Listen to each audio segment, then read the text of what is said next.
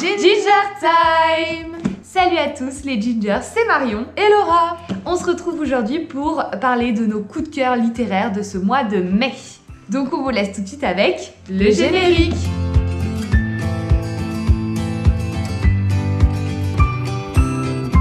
Donc comme chaque mois, on va vous présenter un livre chacune pour lequel on aura eu un coup de cœur. Et je vais commencer tout de suite. Sans plus attendre.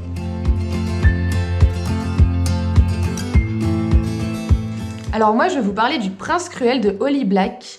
Un livre vraiment génial qui mêle fantastique et un petit peu de romance. Ce livre-là, j'en ai entendu parler, mais tellement sur Instagram, sur TikTok. On le voyait passer partout, quoi. Ah mais quand vous suivez des comptes, par exemple, de livres, tout ça, je crois que tous les BookTok ou Bookstagram, ils parlent de ce livre-là, du Prince Cruel. Oui, donc je me suis dit, bon allez go, ils ont réussi à me motiver à le lire et franchement c'est pas du tout un regret. Je suis super contente de l'avoir lu. Il est exceptionnel, mais de quoi ça parle? Voilà. Alors c'est l'histoire de Jude, on suit Jude de A à Z. Donc Jude a une sœur jumelle et une autre sœur et en fait elle vit dans le monde des humains parce que du coup il y a deux mondes. Et voilà, ils ont des parents, ils ont une vie normale, tout se passe très bien. Elles ont 7 ans et un beau jour, un homme frappe à la porte et là c'est un peu le drame. Elles se font enlever. Bon, je raconte pas les détails parce que c'est très croustillant, il faut le lire. C'est dès le deuxième chapitre, ça explose dans tous les sens. Mais voilà, donc un homme vient enlever les trois sœurs et les emmène dans un monde parallèle, si on peut dire. Enfin, c'est pas un monde parallèle, mais c'est vraiment un monde imaginaire avec des fées. Et donc cet homme qui s'appelle Madoc est en fait le père de la sœur des sœurs jumelles. Voilà. Les sœurs jumelles, elles sont totalement humaines, mais la vraie fille de Madoc, elle vient directement du pays fantastique. Donc en fait, il est venu chercher sa progéniture. Donc les trois sœurs vont évoluer dans ce monde-là en ayant toujours une haine envers Madoc parce que du coup c'est pas très sympa ce qu'il a fait et puis et en même temps il y a l'amour paternel parce que depuis qu'elles ont 7 ans il s'est occupé d'elles, donc c'est un peu mitigé. Et aujourd'hui, donc dans le livre on les suit, elles ont 17 ans, les sœurs jumelles. Jude, elle veut devenir chevalier, donc elle sait manier l'épée, elle s'est entraînée pour les stratégies, voilà, parce que c'est un monde vraiment de royauté, de stratégie, de guerre, de tout ce que vous voulez, donc vraiment elle est à fond là-dedans. Et elle veut absolument devenir chevalier. Et pour devenir chevalier, il faut montrer qu'on est super forte. Et ça c'est pas grave, ça c'est Jude, c'est une super femme badass. Elle est vraiment... personnages qu'on aime, quoi. Voilà, c'est ça. Elle est vraiment géniale, elle se laisse pas faire, elle a un caractère bien trempé. Et donc, le prince cruel, on sait pas qui c'est, parce que du coup, parlons du titre. On sait pas encore qui c'est, on le sait à la fin du tome. Et c'est vraiment un rebondissement de dingue. Donc vraiment, si vous le lisez, vous allez avoir du suspense jusqu'à la dernière page. Parce qu'au début, on se dit, ouais, c'est bon, on sait qui c'est. Et après, on se dit, ah, en fait, on sait pas forcément qui c'est. Et après, on se dit, ah ouais, ok, d'accord. Voilà, donc ascenseur émotionnel.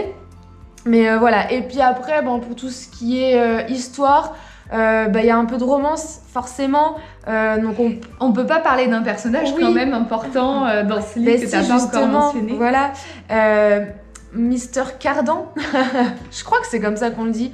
C'est un peu comme dans tous les livres, il y a un bad boy un peu, c'est Cardan. Il est méchant, il est pas sympa, il a un vécu lourd, il a une vie compliquée et c'est un naze avec Jude. Voilà, il est horrible avec elle, il lui en fait baver. Mais plus ça va et plus finalement on se dit, il y a un truc. Il y a un truc qui est bizarre, qui est pas net parce que finalement... on l'aime bien, voilà, finalement on l'aime bien. Dans le premier tome, en tout cas, la romance, elle est pas au cœur du livre. Évidemment, il y en a un petit peu, mais vraiment, c'est pas le plus important. Là, on parle plus de stratégie, de combat, de choses comme ça. Et on suit surtout des jeunes de 17 ans. Donc elles sont quoi? Elles sont lycéennes, je pense. Elles sont à l'école en tout cas. Et donc on suit leur aventure dans ce domaine-là. Et puis Cardan et ses amis leur en font baver vraiment tout le temps. C'est un peu les souffre-douleurs, quoi. C'est très compliqué de parler de ce livre parce qu'il y a beaucoup de détails, il y a beaucoup de choses à dire. Et je peux pas vous en dire beaucoup plus parce que sinon ça va vous spoiler et c'est pas le but. Et voilà, vraiment, Holly Black, elle écrit super bien, elle a une belle plume, donc n'hésitez pas à vous les dégoter.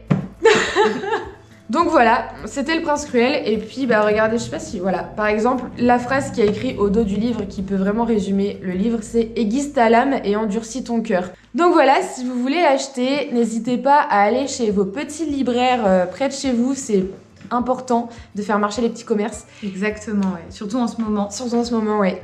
Donc au pire, si vous n'avez pas de petite librairie près de chez vous, on vous met en barre de description le lien pour aller l'acheter sur la Fnac par exemple.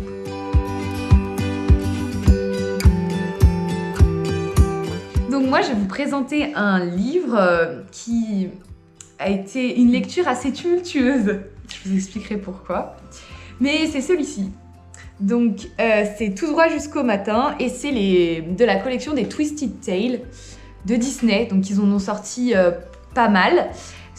En fait, ça reprend les histoires originales et il y a une chose qui est changée, ce qui fait que ça change toute l'histoire.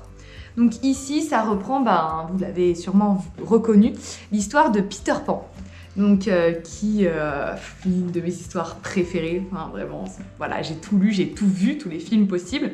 Et du coup, je ne pouvais pas passer à côté de celui-ci. Qui du coup reprend l'histoire mais avec un changement vraiment majeur. En gros, dans cette histoire, Wendy n'est jamais allée au pays imaginaire. Elle racontait plutôt, parce que ça se passait dans le passé, les histoires à ses frères et un jour, à la fenêtre, elle récupère l'ombre de Peter Pan qu'elle garde pendant 4 ans. Donc pendant 4 ans, elle attend que Peter revienne chercher son ombre, mais il ne revient pas et elle désespère puisqu'elle aurait aimé aller au pays imaginaire, tout ça. Donc au bout de ces 4 ans-là, elle a 16 ans désormais, donc c'est presque une adulte. Et en plus, donc ça se passe au début du 20e, donc ils disent que dans le livre, c'est l'âge du mariage, l'âge de tout ça. Et du coup, elle attend encore désespérément. Ses frères, eux, ont grandi, sont allés dans des pensionnats, tout ça, donc c'est des hommes adultes. Et elle a toujours l'ambition de vouloir aller au pays imaginaire, elle vit toujours dans ses rêves d'enfant. Et un jour, elle décide de faire un pacte avec le terrible capitaine Crochet qui l'emmène au pays imaginaire contre, en monnaie d'échange, l'ombre de Peter Pan. Donc elle lui donne cette ombre et elle part au pays imaginaire. Sauf que en donnant cette ombre, elle va condamner un peu le pays imaginaire. Et voilà, il va y avoir plein de rebondissements, plein de choses. Mais voilà, ça c'est le début de l'histoire, comment ça se passe. Mais du coup, tu nous as dit que ça avait été une lecture tumultueuse. Pourquoi ? Alors oui, donc comme je vous l'ai dit, je suis archi fan de Peter Pan, de l'univers, tout ça. Donc au début, j'ai été surprise déjà de voir que Wendy n'était pas allée au pays imaginaire. Donc en fait, au début du livre, on est entre est-ce que c'est vrai, est-ce que c'est faux, est-ce que c'est elle qui invente toutes ces histoires. Donc on est entre les deux mondes et c'était un peu frustrant parce que on a tendance à vouloir que Peter Pan existe. Voilà. Donc on était un peu piégés. Puis en fait, au fur et à mesure, elle vit des tas d'aventures. Ça se centre que sur le personnage de Wendy. C'était pas le personnage que j'affectionnais le plus. Dans le monde original. Donc voilà. Et ça se centre uniquement sur elle et sur Clochette un peu plus loin. Mais voilà. Et il n'y a pas forcément la présence de Peter Pan immédiatement. Donc c'est assez frustrant pour les fans, je trouve. Donc c'est pour ça que j'ai quitté la lecture. Ouais. Et je m'y suis remise parce que j'ai été vraiment... voilà, ça m'a choquée qu'il soit pas là. Du coup, je m'y suis remise un peu plus tard et finalement, je me dis que l'histoire est quand même bien menée. Il y a pas mal de choses qui sont rajoutées sur le monde. Ça réfléchit vachement sur le fait de grandir, de devenir adulte, quand on devient réellement adulte, ce que font les enfants à travers leurs rêves, à quoi ils servent, les différents rêves de différents enfants qui existent.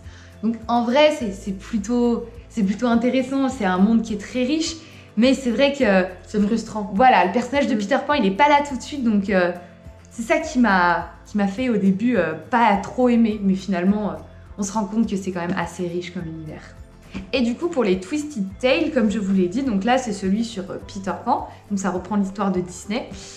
Et en fait, ils en ont fait plein d'autres. Et là, je vous en ai amené parce que j'en ai d'autres. Et du coup, là, ça raconte... donc c'est Il était un rêve. Donc ça reprend l'histoire de La Belle au bois dormant. Donc, je ne l'ai pas lu encore, donc je ne peux pas vous en parler. Mais Voilà. Et celui-ci, c'est Un jour ma princesse viendra. Et ça reprend l'histoire de Blanche-Neige.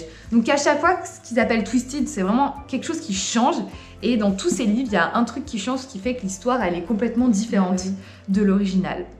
Donc c'est des super livres quand même. Enfin, je sais pas si vous voyez, mais ils sont trop beaux. Les couvertures, elles sont vraiment bien réalisées. Ouais, ils sont trop jolis. Donc non, et il y en a plein, si vous aimez après Aladdin, La Belle et la Bête, La Petite Sirène, La Reine des Neiges, Mulan. Donc il y en a plein. Et ça, c'était donc les premiers qui sont sortis, les Twisted Tales. Et là, j'ai vu qu'ils avaient sorti sur les vilains. Donc je crois que ça s'appelle Vilain. Et ça reprend l'histoire de tous les méchants Disney. Donc voilà, si vous êtes fan de Disney, en vrai, je vous les conseille. Ça élargit l'univers et le monde qu'on aime tant. Oui, ça change. Puis souvent, les Disney, c'est des trucs qu'on regardait quand on était plus jeune. Encore aujourd'hui, on les regarde, évidemment, mais c'est des choses qu'on connaît depuis qu'on est tout petit. Et donc, d'avoir une modification de l'histoire, ça rajoute un peu de piment, quoi. C'est plus sympa. Ah, clairement, oui. Voilà, quoi. Ça change un peu de la routine du Disney classique qu'on connaît tous par cœur.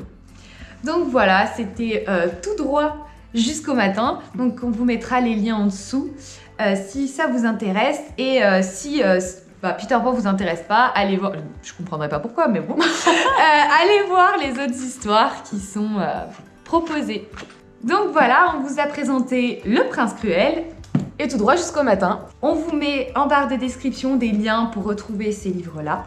N'hésitez pas à nous dire en commentaire si vous avez lu les livres et si ils vous ont plu. Et lequel vous avez préféré, par exemple, de la saga des Disney, Twisted Tale, ouais.